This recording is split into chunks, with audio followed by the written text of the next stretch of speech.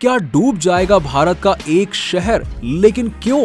क्या बद्रीनाथ जाने वाले रास्ते हो जाएंगे तबाह? आखिर ऐसा हुआ तो श्रद्धालु कैसे करेंगे बद्रीनाथ के दर्शन? कहीं ये पृथ्वी खत्म होने की कोई चेतावनी तो नहीं? आखिर कौन सा शहर डूब रहा है और क्यों? ये सवाल आपके भी मन में हमारी बातें सुनकर जरूर आ रहा होगा कि भाई कौन से शहर में इतनी आफत आन पड़ी है। देखिए, सभी सवालों के आपको जवाब मिलेंगे इस वीडियो में, तो जानने के लिए बने रहें वीडियो के अंत तक। देंगे इस घटना से जुड़ी हर छोटी बड़ी जानकारी। लेकिन उससे पहले कि हम आगे बढ़ें, आप हमारे चैनल को सब्सक्राइब जरूर कर लीजिएगा। सदियों पुराना भारत का एक शहर जिसका अपना अलग धार्मिक इतिहास है, ये शहर है जोशीमठ, जो कि वर्तमान समय में भारत के राज्य उत्तराखंड का हिस्सा है। और ये जोशीमठ लगातार जमीन में धंसता जा रहा है। इस शहर का नाम पहले के समय में कभी ज्योतिर्मठ हुआ करता था। इसके धार्मिक इतिहास की बात करें तो आदि शंकराचार्य जी ने भारत में 4 मठों की स्थापना की थी, जिसमें से एक जोशीमठ ही है। सिखों के धार्मिक स्थल हेमकुंड व हिंदुओं के धार्मिक स्थल का मार्ग इसी बद्रीनाथ शहर से होकर जाता है। अगर अगले कुछ दिनों में ये पूरा हिस्सा धंस जाएगा तो आप ही सोचिए कि श्रद्धालु बद्रीनाथ व हेमकुंड कैसे जाएंगे। हमारी बातें सुनकर आपके मन में सवाल तो जरूर आ रहा होगा कि आखिरकार ये शहर कैसे धंस रहा है और इसके धंसने की वजह क्या है। तो आपको बता दें कि पिछले कुछ दिनों से जोशीमठ शहर में लगातार दरारें आ रही हैं। इसकी शुरुआत शहर के कुछ लोगों के घरों में देखी गई थी, मगर सरकार ने इस पर कोई खास ध्यान नहीं दिया। लेकिन आज जब शहर की मुख्य सड़कों में पूरी तरह से लंबी और चौड़ी दरारें आ गईं, तो इस बात ने सरकार व अन्य लोगों का ध्यान इस घटना की ओर खींचा। धीरे धीरे लोगों के घरों में दरारें बढ़ती गईं, तो लोगों को लगा कि उनके घर ढहने वाले हैं और इसके विरोध में लोगों ने रात को ही मशाल लेकर विरोध प्रदर्शन करना शुरू कर दिया। हालांकि ये घटना पिछले नवंबर 2022 से चल रही है। अब अगर सरकार ही देर से ध्यान देगी तो भैया क्या ही करेगा कोई।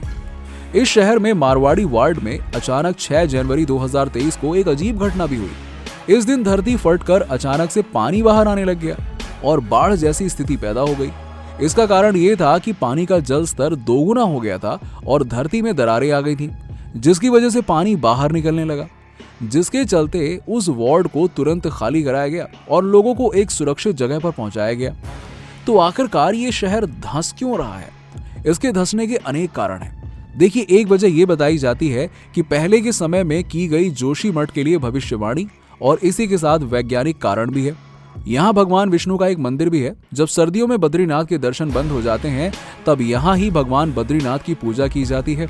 इस मंदिर में भगवान नरसिंह की एक मूर्ति है और यहाँ के लोगों की माने तो वो कहते हैं कि धीरे धीरे भगवान नरसिंह का बायां हाथ खत्म होता जाएगा और जब ये गिर जाएगा तब नर और नारायण नाम के 2 पर्वत मिल जाएंगे और बद्रीनाथ जाने वाला रास्ता बंद हो जाएगा और भगवान बद्रीनाथ से चले जाएंगे। लेकिन अगर बात करें वैज्ञानिक कारण की, तो जोशीमठ धंस जाएगा इसकी चेतावनी वैज्ञानिक पहले ही दे चुके हैं। और ये चेतावनी आज की नहीं, 1976 में MC मिश्रा की अध्यक्षता वाली कमेटी ने दी थी कि जोशीमठ भविष्य में लैंडस्लाइड के जरिए धंस जाएगा। अगर लोगों को इससे बचना है तो ज्यादा से ज्यादा पेड़ लगाने होंगे, मगर ऐसा नहीं हुआ और इसका परिणाम आज सबके सामने है। इसका एक यही कारण नहीं है, बल्कि और भी वैज्ञानिक वजह। बताया जाता है कि इस शहर से लगभग 15 किलोमीटर दूर तपोवन में NTPC का विष्णुगढ़ हाइड्रो पावर प्लांट है, वो भी इसका कारण है। हालांकि इस हाइड्रो प्लांट के कारण से फरवरी 2021 में भी आपदा आई थी, जिससे भारी जान माल का नुकसान हुआ था।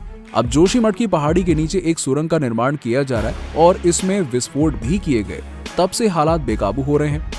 हालांकि विष्णुप्रयाग बाईपास के लिए हो रही खुदाई को भी इसका एक मुख्य कारण बताते हैं। वैज्ञानिकों का कहना है कि जोशीमठ पहले से ही लैंडस्लाइड क्षेत्र में बसा हुआ शहर है, क्योंकि जोशीमठ पहाड़ के टूटे हुए टुकड़ों और मिट्टी से बनी हुई जगह पर बसा हुआ है। अब लोग कहते हैं कि यहाँ ड्रेनेज सिस्टम भी आपदा का जिम्मेदार है। जोशीमठ की भूमि की नींव भी कमजोर है, इसका कारण यहाँ तेज बहाव से बहती हुई नदी है।